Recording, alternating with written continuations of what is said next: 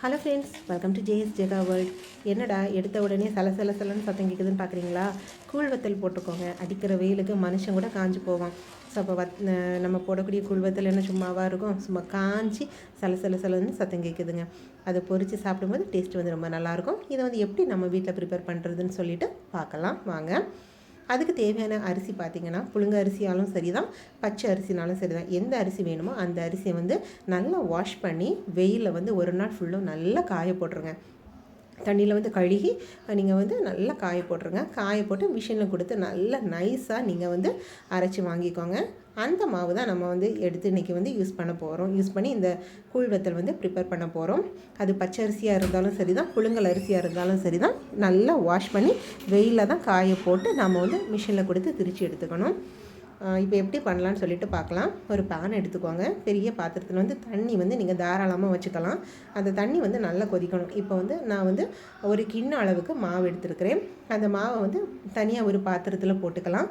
போட்டு இது வந்து மாவு வந்து கரைக்கிறதுக்கு தேவையான அளவு தண்ணி விட்டு அது வந்து நல்லா வந்து கட்டி எதுவும் இல்லாமல் நல்லா நாம் வந்து கரைச்சி எடுத்துக்கலாம். இப்போ அடுப்புலேயும் நம்மளுக்கு தாராளமாக தண்ணி வச்சுருக்கோம். ஏன்னா இது வந்து தண்ணியில் ஆட் பண்ணி கொதிக்க வைக்கும்போது கட்டி ஆகும். அதனால் நம்ம தாராளமாக தண்ணி விட்டுக்கலாம். இவ்வளோ தண்ணி தான் விடணும், அந்த அளவு வந்து இல்லை. தாராளமாக தண்ணி விட்டு இதையும் நல்லா வந்து நீங்கள் வந்து கரைச்சி எடுத்துக்கோங்க. எந்த ஒரு கட்டியும் இல்லாமல் நல்லா கரைச்சி எடுத்துக்கலாம். இப்போ வந்து சம்மர் வெயில் அடிக்கிறதுனால தான் இந்த ப்ரிப்பரேஷன். வெயிலில் நம்ம போட்டு வச்சுக்கிட்டால் எப்போனாலும் நம்ம தேவைக்கு யூஸ் பண்ணிக்கலாம். இதில் வந்து ஒரு சில கட்டிகள் இருக்குது, இருந்தாலும் அதை வந்து நம்ம நல்லா எடுத்து கட்டியே இல்லாமல் நம்ம வந்து கரைச்சி வச்சுக்கலாம். இப்போ வந்து மாவு வந்து நம்ம கரைச்சிட்டோம். இப்போ வந்து அடுப்பில் வந்து தண்ணி வந்து எந்த நிலமையில் இருக்குதுன்னு சொல்லிட்டு நம்ம பார்க்கலாம்.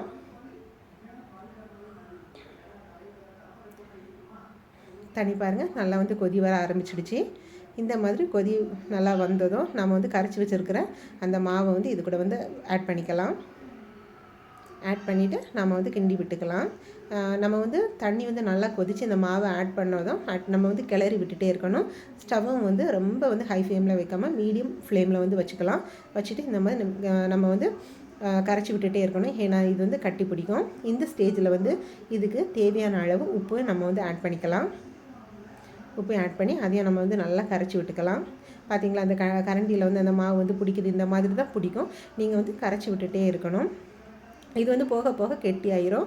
இந்த டைமில் பெருங்காயத்தூள் போட்டுக்கலாம். பார்த்திங்களா, ஃபஸ்ட்டு தண்ணியான இதாக இருந்துச்சு. இப்போ வந்து பார்த்திங்கன்னா போக போக வந்து கெட்டி ஆகுது.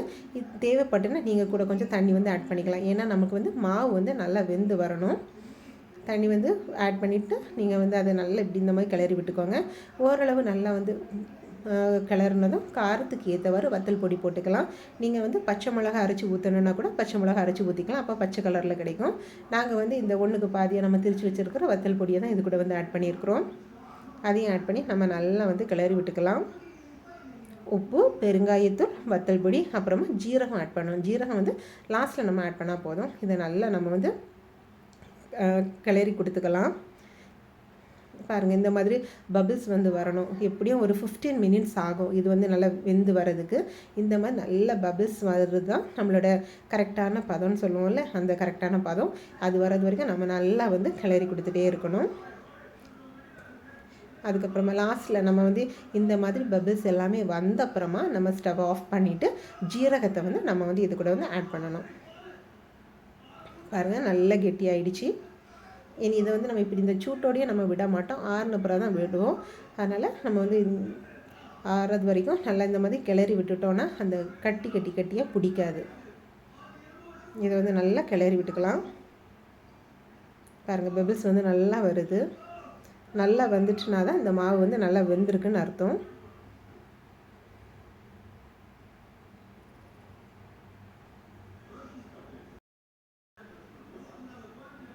பாருங்கள், பபிள்ஸ் வந்து எவ்வளோ பெருசாக வருது பார்த்திங்களா. இப்போ வந்து கூட கொஞ்சம் தண்ணி வந்து ஆட் பண்ணிக்கலாம். ஏன்னா கொஞ்சம் மாவு வந்து வேகாதது மாதிரி தான் இருக்குது. கொஞ்சம் நம்ம தண்ணி தாராளமாக ஆட் பண்ணும்போது அது நல்லா வெந்து வரும். கொஞ்சம் ஆட் பண்ணிவிட்டு இன்னும் நல்லா பபிள்ஸ் வந்து நல்லா வர நம்ம வந்து கிண்டி விட்டுக்கலாம். ஏன்னா இது வந்து டக்குன்னு வந்து நம்மளுக்கு வந்து கெட்டி ஆயிரும். பாருங்கள், இப்போ நல்லா பபிள்ஸ் வந்துடுச்சு, நல்லா மாவு வந்துடுச்சு. இதை வந்து நம்ம அப்படியே ஆற விட்டுடலாம்.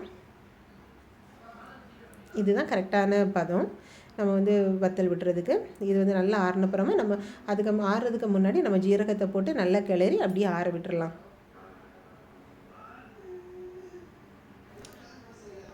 நல்லா ஆறுனதுக்கப்புறமா நம்ம வந்து இதை வந்து கூழ் வத்தல் மாதிரி நம்ம வந்து போட்டுக்கலாம். இது வந்து நாங்கள் வந்து மாடியில் தான் போடுறோம். ஏன்னா வெயில் நல்லா அடிக்கிறதுனால சீக்கிரமாக நம்மளுக்கு காஞ்சி கிடச்சிரும்.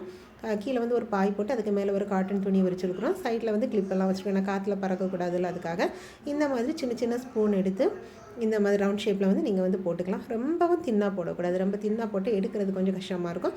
அதனால் ஓரளவுக்கு வந்து இந்த மாதிரி நீங்கள் வந்து விரித்து விட்டுக்கோங்க. இதில் வந்து வத்தல் பொடி, சீரகம், காயம், உப்பு தான் நம்ம வந்து ஆட் பண்ணியிருக்கிறோம். நம்ம வந்து வத்தல் பொடிக்கு பதிலாக பச்சை மிளகா கூட நீங்கள் வந்து ஆட் பண்ணிக்கலாம். இந்த மாதிரி தான் நாங்கள் போட்டு எடுத்துக்கிட்டோம். இது வந்து வெயில் ஒரு நாள் வெயில், இப்போ ஏப்ரல் மே மாதத்தில் வந்து பார்த்திங்கன்னா வெயில் வந்து சுள்ளுன்னு அடிக்கிறதுனால ஒரு நாளே நல்லா காஞ்சி கிடச்சிரும். நம்ம வந்து 2 டேஸ் வந்து போட்டுட்டு நெக்ஸ்ட் டே வந்து நாம் வந்து எடுத்துக்கலாம். இது வந்து 2 நாள் வந்து வெயிலில் வந்து நல்லா காய போட்டிருந்தோம். காய போட்டு இதே மாதிரி நம்ம இதில் வந்து தண்ணி தெளித்து தான் நம்ம எடுக்கணும். ஃபஸ்ட் நம்ம எடுத்துகிட்டு வந்துட்டு அதுக்கு மேலே வந்து நாம் வந்து தண்ணி வந்து தெளிக்கணும். ஏன்னா இது வந்து நல்லா காஞ்சி இருக்கிறதுனால இதை வந்து மாற்றி போட்டு நம்ம வந்து வத்தல் பக்கத்தை வந்து உள்ளாடி வரும்படியாக நம்ம போட்டு அதை நல்லா மடித்து அதுக்கு மேலே வந்து நாம் வந்து தண்ணி வந்து தெளிக்க வேண்டியது தான். தண்ணியை வந்து நல்லா தெளித்த அப்புறமா அது வந்து அது தண்ணியை தெளிச்சுட்டு ஒரு 2 மினிட்ஸ் வந்து அப்படியே விட்டுருங்க. அப்போ வந்து அது வந்து நல்லா கோந்து கிடைக்கும்ல, அந்த துணி வந்து நல்லா கோந்துரும். அந்த தண்ணி வந்து அந்த வத்தல் எல்லாமே பட்டு அந்த வத்தல் வந்து எடுக்கிறதுக்கு நம்மளுக்கு வந்து ஈஸியாக இருக்கும். இப்போ வந்து தண்ணி தெளித்து ஒரு 2 மினிட்ஸ்க்கு அப்புறமா நம்ம எடுக்கிறோம். பாருங்கள் எவ்வளோ அழகாக வருது பாருங்கள். ஒரு சில இடத்துல தண்ணி படாத இடத்துல கொஞ்சம் டிஃபிகல்ட்டாக இருக்கும் எடுக்கிறதுக்கு. மற்றபடி நம்மளுக்கு பழம் போல் ஈஸியாக அது வந்து உறிஞ்சி வந்துடும். பாருங்கள், இதை வந்து நம்ம அடுத்து காய வைக்க வேண்டியது தான்.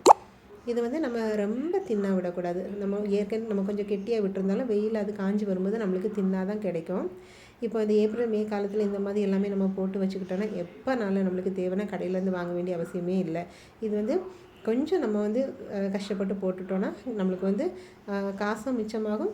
பின்ன ரொம்ப ஹெல்த்தியான வீட்டிலே ப்ரிப்பேர் பண்ணதுனால நல்ல ஒரு ஹெல்த்தியான இதாக இருக்கும். நீங்களும் ட்ரை பண்ணி பாருங்கள். இந்த மாதிரி எடுத்துகிட்டு நம்ம வெயிலில் மறுபடியும் இதை வந்து வெயிலில் வந்து காய வைக்கணும். இதையும் இதே மாதிரி ஒரு மாடியில் வந்து நல்ல வெயில் அடிக்கக்கூடிய இடம், மாடின்னு இல்லை தரை வீட்டில் கூட நல்ல வெயில் அடிக்கும். வெயில் அடிக்கக்கூடிய இடத்துல காயில் போட்டு நல்லா காய வச்சு எடுத்திங்கன்னா இந்த மாதிரி சலசலன்னு சத்தம் கேட்கக்கூடிய கூழ் வத்தல் ரெடி ஆகிட்டு. நீங்களும் ட்ரை பண்ணி பாருங்கள். தேங்க்யூ.